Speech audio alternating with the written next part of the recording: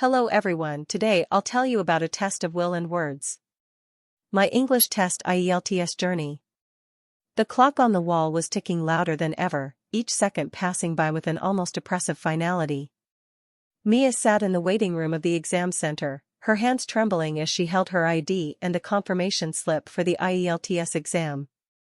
This was it, this was the day that could shape the next chapter of her life. She glanced around at the other test takers in the room. Some were frantically reviewing their notes, their eyes glued to the small printed sheets they had clearly brought for a last-minute revision. Others sat quietly, trying to calm their nerves, their faces a mixture of anxiety and determination. Mia could feel it too, the weight of what was about to happen, the pressure of a test that would decide whether her dreams of studying abroad would come true or not. The IELTS exam wasn't just another test. For Mia, it was a gatekeeper to her future. She had always known that English was important for her dreams, but this exam, with its 4 parts, listening, reading, writing, and speaking, seemed like a mountain that she wasn't sure she could climb. She had been preparing for months, trying to overcome the sense of inadequacy she had always felt in English, but deep down, she was scared. Scared of failing, scared of not being good enough. A loud buzzer sounded, and Mia stood up, her legs feeling like jelly. The proctor ushered everyone to the examination room. Her heart pounded in her chest as she entered the room and found her assigned seat. She quickly stowed her belongings in the locker and sat down, adjusting her pens, making sure everything was in place. A deep breath in, and then out. She repeated the mantra that had been drilled into her over the past few months of preparation: focus. Stay calm. You've got this. Listening section. The listening section started with a recorded voice speaking in a clear, British accent. It wasn't the first time Mia had encountered such a voice, she had practiced with countless mock exams. But in that moment, it felt different. The sound of the voice seemed to stretch out in the air, as if every word was amplified, scrutinized. Each question that followed made her second-guess her answers. She had always struggled with listening comprehension. It wasn't that she didn't understand the words, no, it was the speed at which they came, the accents, and the subtle differences in intonation that often tripped her up. But this was it, she reminded herself. She had no time for mistakes. She listened carefully, jotting down answers, trying to stay focused. As the audio moved from one passage to the next, Mia couldn't help but feel a bit of dread. I missed that, she thought as the speakers discussed a university admissions policy she didn't fully grasp. Her pen paused for a fraction of a second before she wrote down the best guess she could muster. Was it scholarship or funding? When the listening section ended, Mia exhaled sharply. She felt like she had been holding her breath for the entire 30 minutes. The proctor called for a brief pause before moving on to the next section. Mia wiped her forehead, hoping she had done enough to make it through. Reading section. The reading section was equally as intimidating, but for different reasons. The moment the test began, Mia knew she had to manage her time carefully. 3 passages awaited her, each followed by a series of questions that ranged from straightforward factual inquiries to more complex inference-based ones.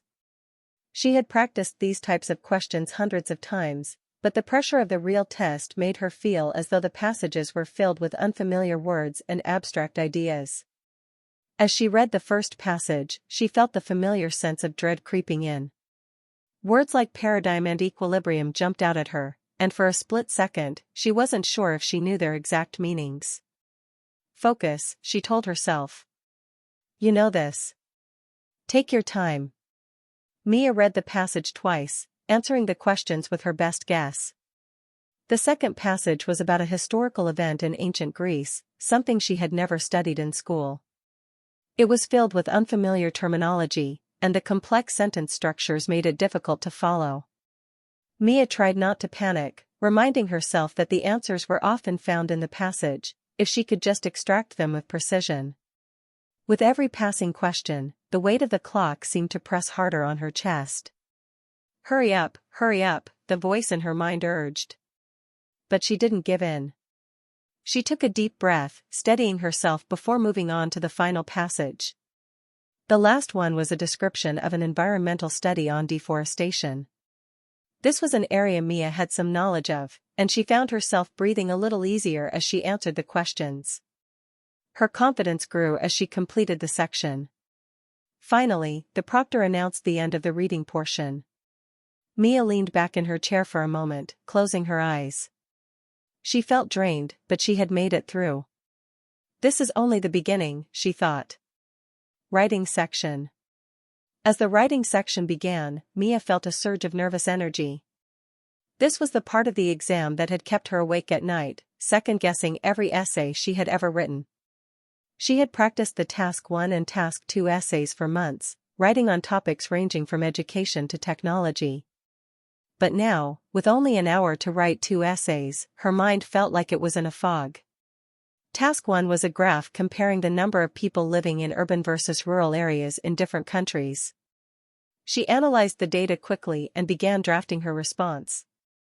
She could feel her hand moving quickly across the paper, as if she were trying to outrun her thoughts. The clock was ticking louder with each second. Her mind raced to structure the response in a clear, concise manner.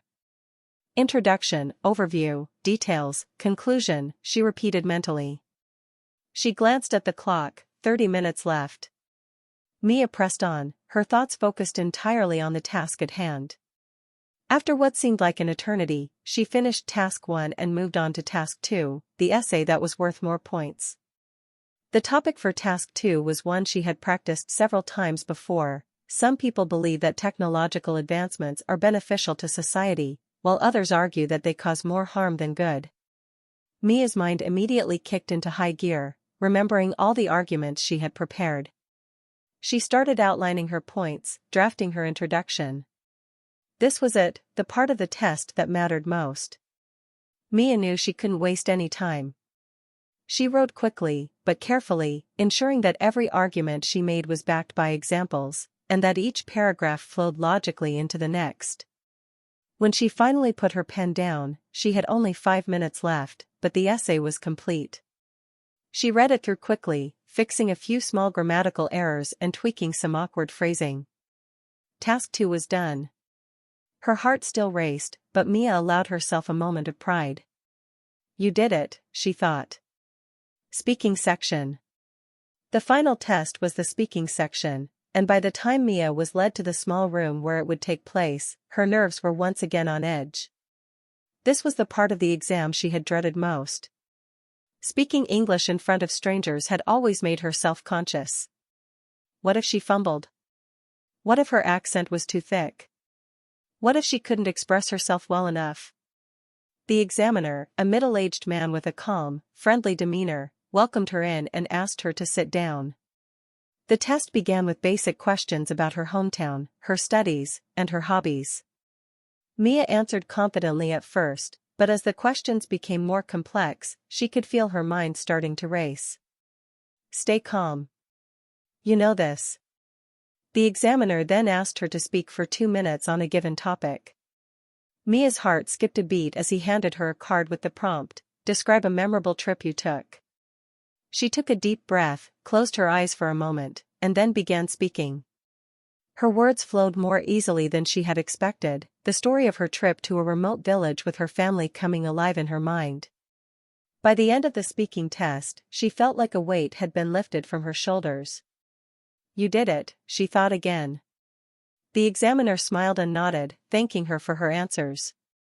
Mia walked out of the room, her legs shaking, but a sense of accomplishment beginning to grow in her chest.